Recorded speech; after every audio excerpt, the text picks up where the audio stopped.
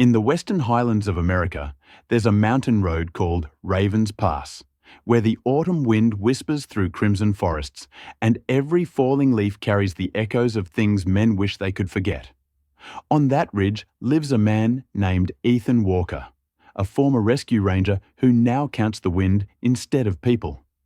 Each morning he climbs to the weather station with his dog, Scout, measuring silence, pretending it's peace. But that peace ended today. Somewhere beneath the cliffs, a sharp metallic crash tore through the valley air. Too sudden, too real, too human. Ethan froze. Scout was already running toward the sound, and before Ethan could even whisper his own name to the wind, his instincts took over. The old ranger in him woke up. That's where the story begins. If you find this story meaningful, please subscribe to the channel and give us a heart to motivate us to make more touching videos. Let's continue the story together. The morning mist drifted low over Raven's Pass, brushing the tops of scarlet maples. The air smelled of pine, damp soil, and iron. Ethan Walker adjusted the small anemometer on the weather post, his rough hands steady despite the chill. He was a man carved by the mountains, tall, broad-shouldered, his dark hair streaked with early grey, a short beard tracing the edge of a jaw hardened by regret. His grey eyes, once sharp with command, had softened into quiet endurance. For years, Ethan had lived alone here at Overlook Point, collecting wind data no one ever read.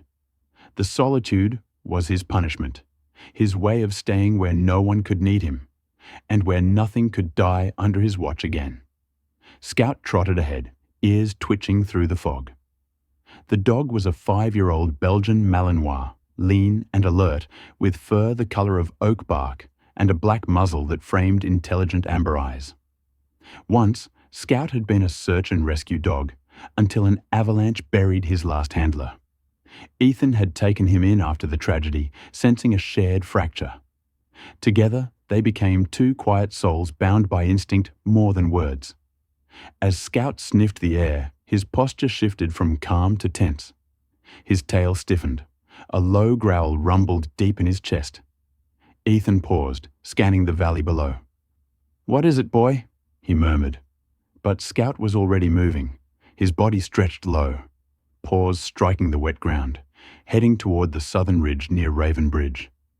Then came the sound, distant but clear, a metallic screech, the shattering echo of steel colliding with stone. It rolled through the fog like thunder. Ethan's pulse quickened. That wasn't wind. It was something heavier, desperate, human. Without another thought, he grabbed his weather log and rifle, slung his pack across his shoulder, and followed. The path was narrow, littered with red leaves and memories he'd tried to bury. The descent to the ravine was steep and treacherous. Fallen branches snapped beneath his boots. Ethan moved with the cautious strength of a man who knew how quickly the earth could betray him. When he reached the edge of the drop, the fog opened just enough to reveal a silver SUV jammed between two massive trees. Its headlights flickered faintly, one wheel spinning aimlessly above the void. The driver's door hung open like a broken wing. He could smell gasoline, mixed with something metallic. Blood. Scout barked once, then stood silent, staring at the wreckage as if afraid to move closer. Ethan's stomach knotted. His breath became shallow. He climbed down carefully, gripping roots and rock until his boots hit the muddy ground beside the vehicle. The windshield was spiderwebbed. The dashboard glistened with shattered glass. On the passenger seat lay a small pink backpack, soaked but intact. Ethan unzipped it slowly. Inside was a photograph. A smiling woman with light brown hair, gentle eyes, holding a young girl in a red jacket. The girl couldn't be older than 9. His chest tightened. The photo was warm, alive, filled with everything this place was not. Ethan looked toward the mist-choked woods and whispered, almost to himself, "If there's anyone still breathing out here, I'll find them." The wind answered in silence, cold and certain. Night fell over Raven's Pass like a slow-moving fog. The air inside Ethan's cabin was thick with wood smoke and silence. He couldn't sleep. Every time he closed his eyes, he saw the silver SUV wedged between the trees and the small pink backpack lying on the seat. Then came the dream, the one that never aged. He was back in the wildfire 10 years ago. Smoke bled through the horizon, the world turned orange, and someone screamed for help. A boy's voice, thin and terrified. Ethan had been only 20 feet away when the ridge gave way. The flames swallowed the boy's cry, and Ethan never found his body. He woke up gasping, his heart drumming like fists on a door that would never open. Scout was beside him, ears low, licking his trembling hand. "It's okay," Ethan whispered, though his own voice shook. At dawn, the valley was gold and grey, the mist glowing in the rising sun. Ethan brewed coffee that tasted of iron and ash, then powered on the old shortwave radio. Static filled the room until a familiar voice cut through. "This is Ashfield Station. Anyone on frequency 126, please respond." He hesitated. He hadn't spoken to her in years. Finally, he pressed the transmitter. "This is Walker, Overlook Point. I found a crash at Raven Bridge. No survivors in sight yet." The line crackled.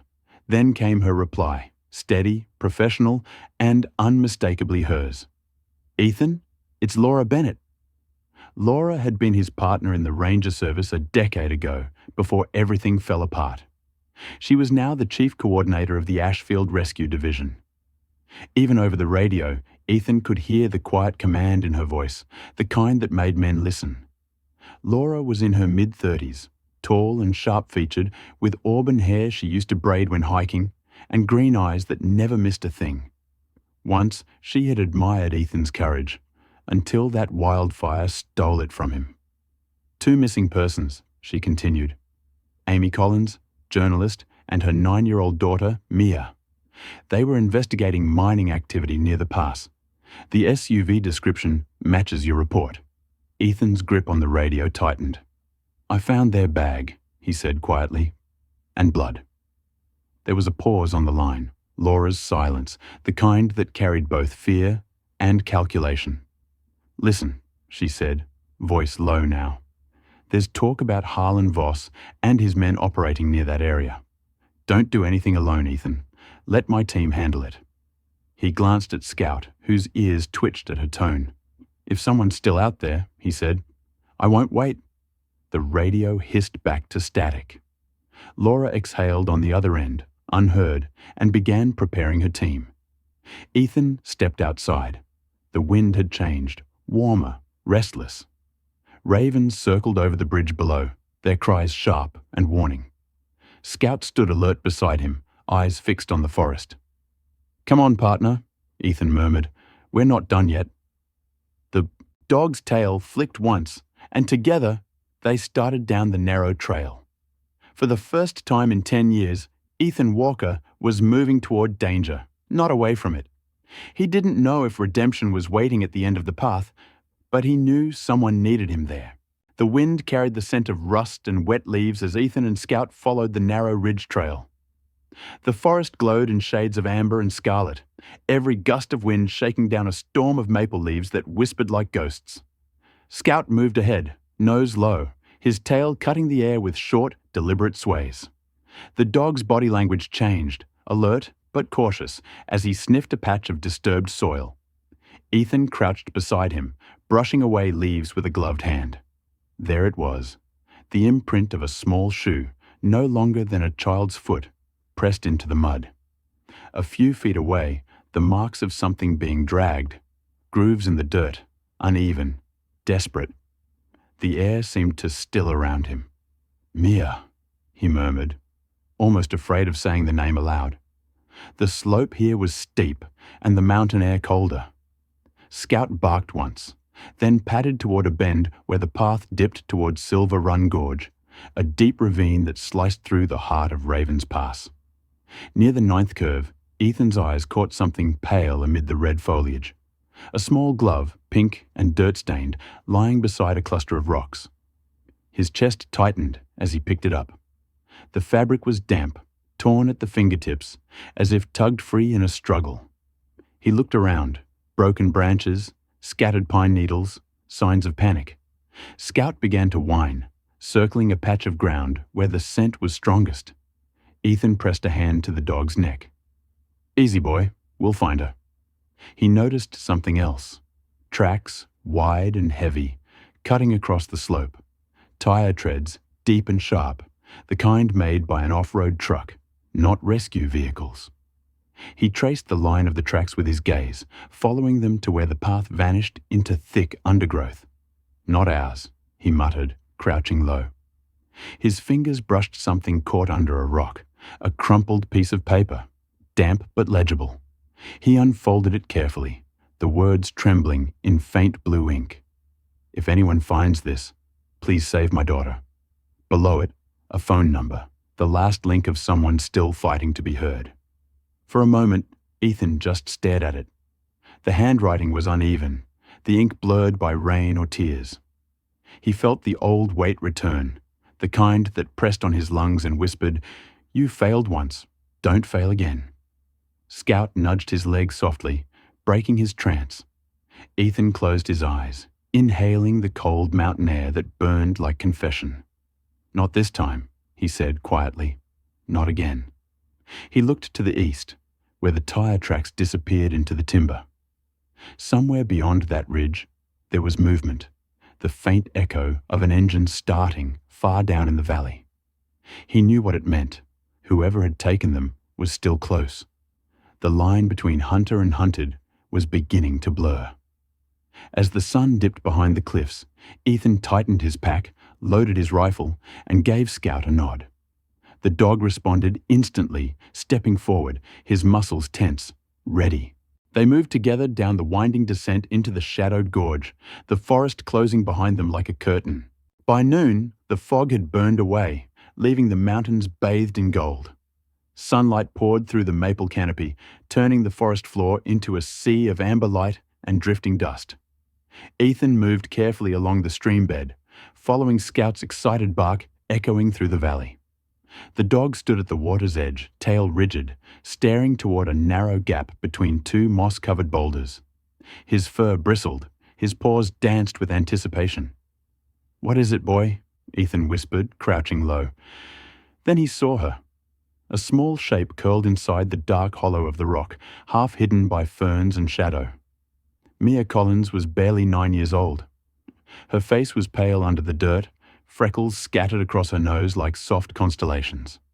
Her brown hair was tangled with leaves, her blue jacket torn at the sleeve, and one shoe missing.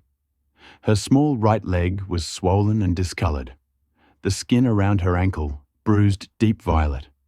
She trembled even in the warmth, clutching a piece of cloth to her chest as though it were armor. When Ethan stepped closer, her eyes flew open, wide, bright, terrified, eyes that had seen too much for their age. "It's okay," Ethan said softly, kneeling. He took off his jacket, wrapping it around her small shoulders. "You're safe now. I'm here." Scout approached, head lowered, moving slowly so he wouldn't frighten her. The dog let out a low whine, then rested beside her, his warm body pressed close. Mia blinked at him, confusion flickering into fragile relief. Ethan poured water from his canteen into a small cap and handed it to her. She drank greedily, her hands shaking. "Can you tell me your name?"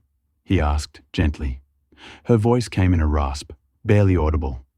Mia Collins."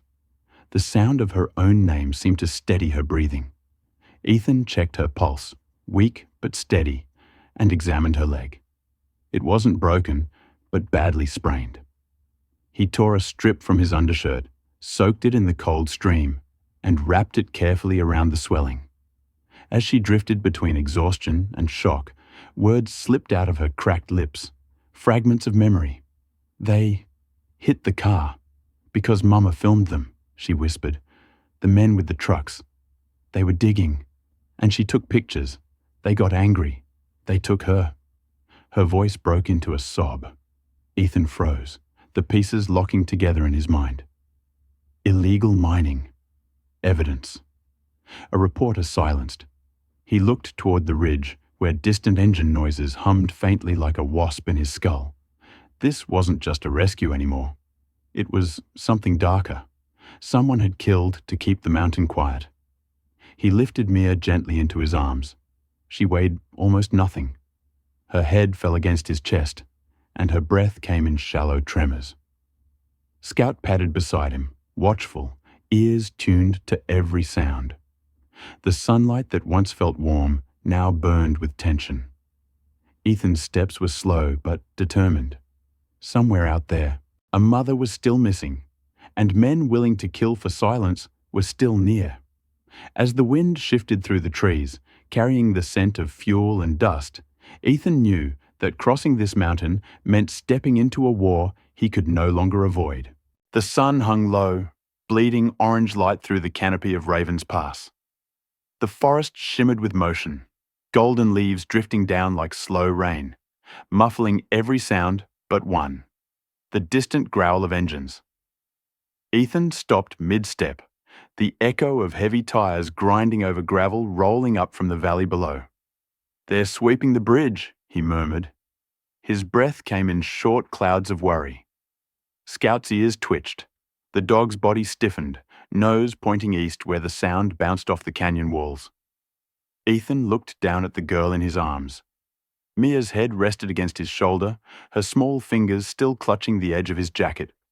"Hang on, kid," he whispered, tightening his grip. Then he turned toward the old trail, a forgotten ranger path twisting upward to Overlook Point. The slope was steep, the earth soft with fallen leaves. Each step sank and rustled like a whisper of warning. They climbed in silence. The forest shifted in color and tone. Sunlight dimmed into copper shadows, and the air grew colder as they neared the ridge. Scout moved ahead, weaving through the trees with the confidence of one who had run these woods his whole life. Ethan followed slower, careful not to jostle Mia's injured leg. Every sound, the crack of a branch, the roll of a pebble, tightened his chest. Behind them, faint voices called out, distorted by the wind. Men's voices.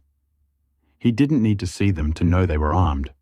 Down in the valley, Laura Bennett stood inside Ashfield Station, leaning over a cluttered desk covered in radio logs and maps. Her brow furrowed, green eyes locked on a flickering red light beside the receiver. A faint burst of static pulsed through the speakers, 152.8 MHz. She froze. That frequency hadn't been used since Ethan left the Ranger Service. The last time she'd heard it was the night of the wildfire, when he'd called for an evacuation that never came. Now it was back, faint, broken, but unmistakable. "Walker," she breathed. Behind her, a young technician named Tom Reyes, barely 25, short dark hair and wide nervous eyes, leaned forward. "Ma'am, HQ says to stand by for orders." Laura turned sharply, her expression hardening. "Orders can wait. Prep the rescue team and load up the medkits. We're heading for Raven's Pass." Tom hesitated only a moment, then nodded. He'd heard stories about Laura, the woman who'd once disobeyed a direct order to save a trapped climber. Meanwhile, on the ridge, the wind grew stronger, rattling through branches like dry bones. Ethan stopped beneath a twisted cedar, breath ragged. The valley below shimmered with faint movement. 2 off-road trucks crawling along the dirt road, their headlights slicing through the haze. He glanced at the radio clipped to his belt. If he used it, Laura might hear him, but those men would too. He weighed the choice in silence, salvation or discovery. Scout stood. Beside him, gaze steady, chest rising and falling with quiet resolve. The dog looked up at Ethan with an expression that needed no words. "Trust me." Ethan's jaw tightened. He gave a single nod. "All right, boy, lead us home." And with that, they disappeared into the wind and the falling gold of the forest. The ridge thinned into a narrow ledge where the trees leaned close together, their autumn crowns glowing gold in the fading light. The wind carried the faint tang of smoke and gasoline from somewhere far below, a reminder that danger was not done with them yet. Ethan moved carefully, his boots crunching over damp leaves. Then, through the thinning trees, He saw it. An old wooden cabin, half swallowed by ivy and thyme. The sign above the door was nearly gone, but one word still showed through the peeling paint: Ranger. The place had once belonged to a forest warden decades ago, a lonely outpost for watching fires that never came. Ethan's breath hitched. "Old ranger cabin," he muttered. "Didn't think it'd still be standing." Scout sniffed the air, circled once, then gave a short, approving bark. Inside, the air smelled of dust and pine resin. The single room was small but intact. A rusted stove, a cracked table, and shelves lined with empty tins. In the far corner lay a cot draped with a moth-eaten blanket. Ethan lowered Mia gently onto it. Her face was pale in the firelight, eyes half closed from exhaustion. He stripped bark and dry leaves from a fallen branch, built a small fire in the stove, and soon the cabin filled with a soft orange glow. The warmth flushed a bit of color into Mia's cheeks. She watched him silently as he boiled water in a dented kettle. Scout lay near the door, alert but still, his ears flicking with every distant sound.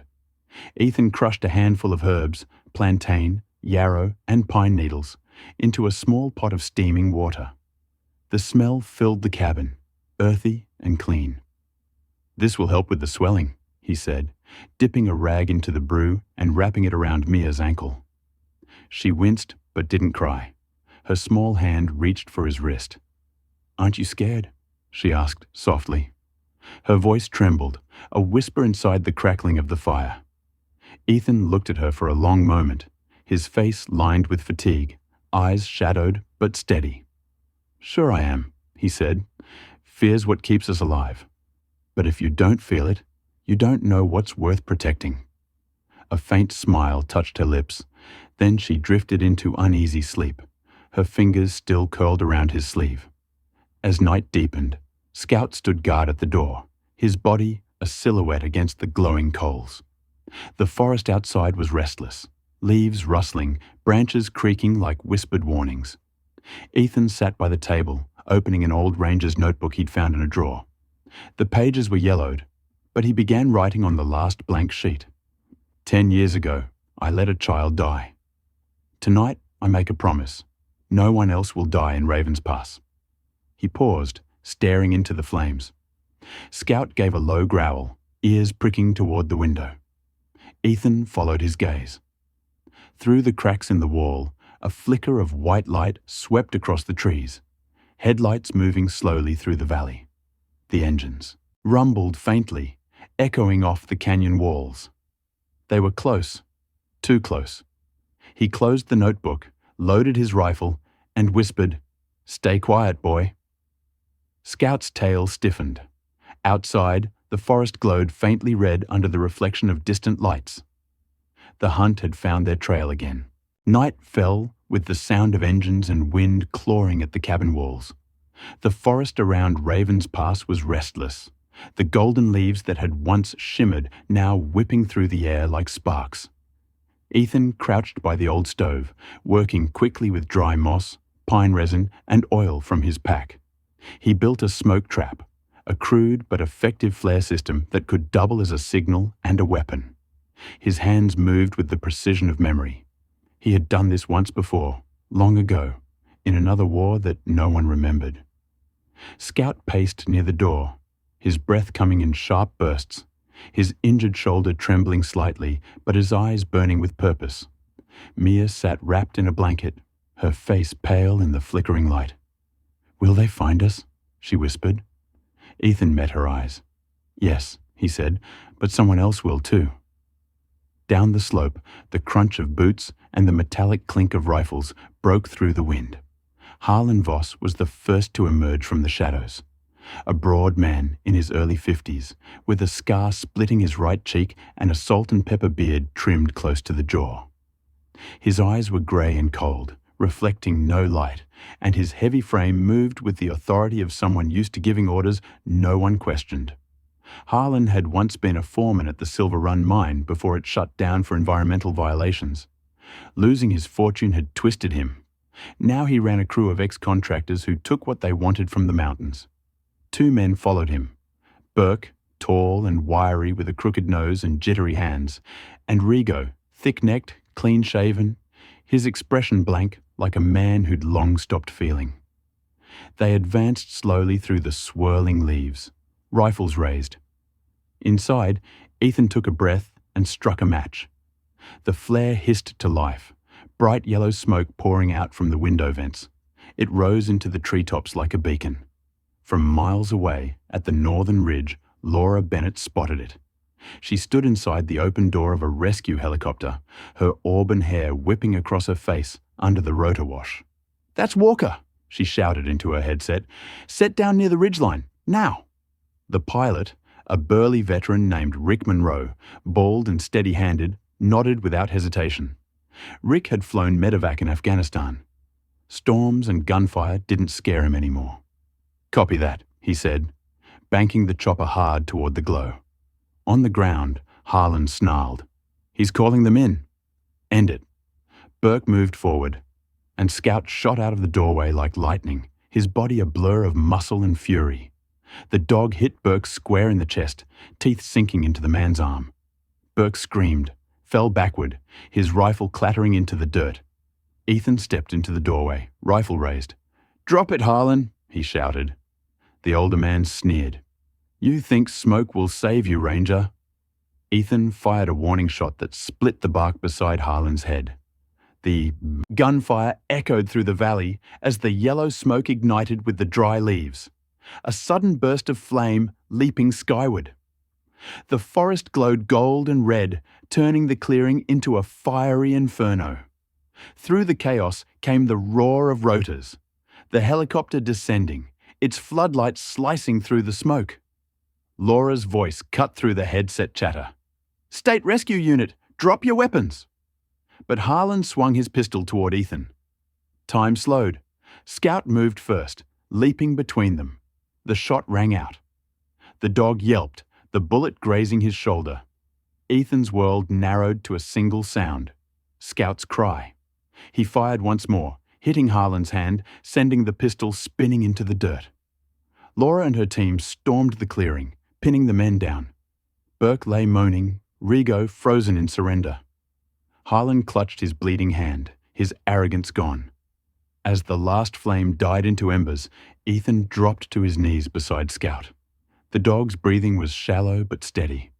He pressed his forehead to the animals and whispered, "Good job, buddy. We did it." Laura stood nearby, lowering her rifle. Her eyes softened. "You never could stay away from the fire, could you?" Ethan managed a tired smile. "Not when someone's still trapped in it." Above them, the autumn wind carried the smell of smoke and victory across Ravens Pass.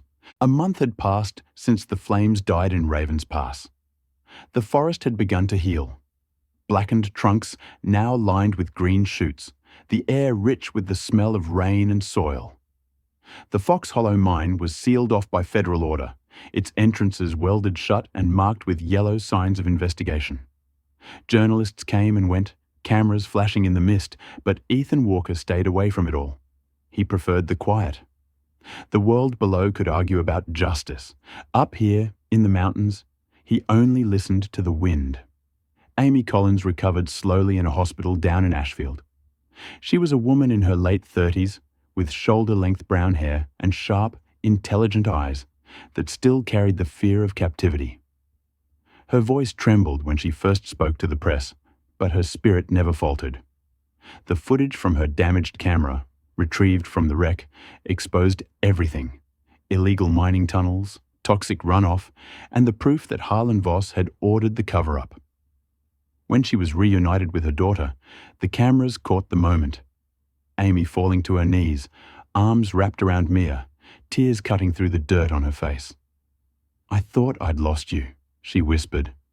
The girl, still limping slightly but smiling, whispered back, "We found him, Mama, the man from the mountains." Ethan declined every interview, every medal, every headline. He rebuilt the old ranger cabin plank by plank, replacing broken boards and sealing the roof with tar and pine sap. He fixed the stove, cleaned the windows, and hung an old lantern by the door. When Laura visited, usually at dawn, bringing hot coffee in a thermos, She would sit on the porch with him, their words few but weighted with memory. Laura looked the same, yet changed. Her auburn hair tied back neatly, her eyes softer now, less guarded. "You could come back to the service," she said once. Ethan smiled faintly. "I already have, just not their kind." She didn't press. She never did. Scout healed fast, though the scar on his shoulder never faded. He was older now, his grey fur glinting like frost under sunlight. Mia sent letters almost every week, crayon drawings of mountains and forests, her handwriting clumsy but full of joy. One postcard read, "Dear Mr. Ethan, you're my forest ranger. Scout is my hero. We'll visit in the fall." He pinned that one above the cabin window, right next to his old ranger badge, tarnished, bent, but still shining in its own quiet way. One morning, the wind through the valley carried no sound of engines, no scent of smoke. Ethan stood at Overlook Point, the world below painted in red and gold. Scout sat beside him, tail flicking lazily. For the first time in years, there was no weight in his chest, only peace. "Autumn isn't an ending," he murmured to the wind. "It's the beginning of a new heart." Scout barked once, as if in agreement, and the two of them watched the sunrise spill across Raven Bridge, where the light met the mist, and the past finally faded away.